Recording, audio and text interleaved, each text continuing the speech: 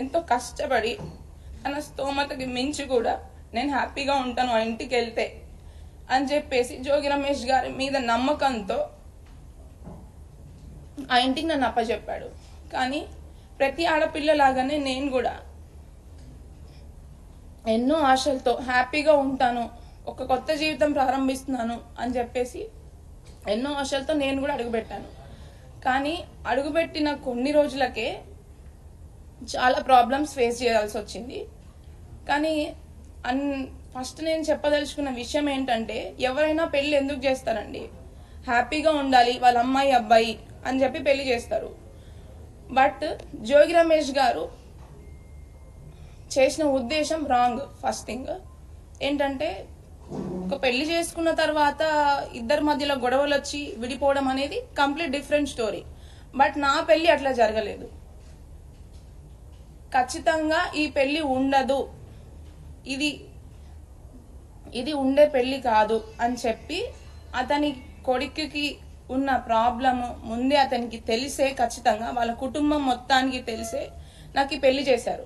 ఖచ్చితంగా అది నేను 100కి 100% చెప్పగలను. పెళ్లికి ముందు ఇలా తెలిసి ఒక అమ్మాయి గొంతుని కోయడం అనేది చాలా పెద్ద నేరము. ఇట్లా ఇప్పుడు తనకు కూడా ఒక కూతురు ఉంది, తనకు కూడా ఖచ్చితంగా కూతురు ఉంది.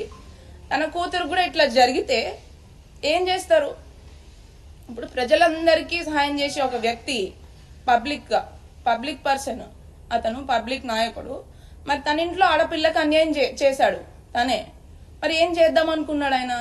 ఏ ఉద్దేశంతో పెళ్లి చేశాడు?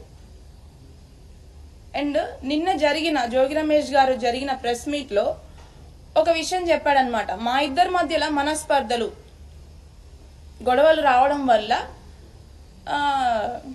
డిస్టర్బెన్సెస్ వచ్చి వాళ్ళు ఏదో విడిపోతున్నారు, బట్ ఇప్పుడు కూడా కలిసి ఉండాలని అనుకుంటున్నాను అంటున్నాడు. అసలు మా ఇద్దరి మధ్యలో ఏం గొడవలు వచ్చాయి? అసలు ప్రాబ్లం ఏంటి?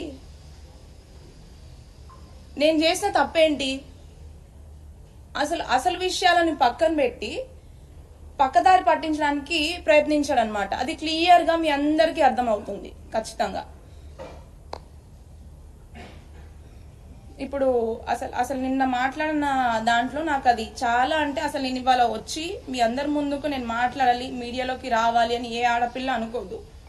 బట్ నేను రావాల్సి వచ్చింది. ఎందుకంటే నిన్న జోగి రమేష్ గారు చేసిన కొన్ని వ్యాఖ్యల వల్ల నాకు చాలా, అంటే చాలా బాధ కలిగింది. ఎందుకంటే అతను చేసిన అన్యాయము, వాళ్ళ ఇంట్లో నేను ఎదుర్కొన్న సమస్యలను పక్కన పెట్టి ఆయన సింపతి గెయిన్ చేద్దాం అనుకున్నారా, లేకపోతే ఇది రాజకీయ కోణంలోకి తీసుకొని వెళ్దాం అనుకుంటున్నారా అనేది నాకు అర్థం కావట్లేదు.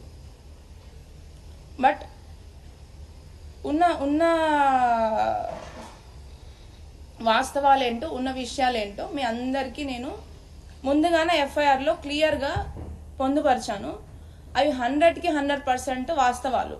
అండ్ దానికి సంబంధించిన ఎవిడెన్స్లు కూడా నేను ప్రతి ఒక్కటి కోర్టు వారికి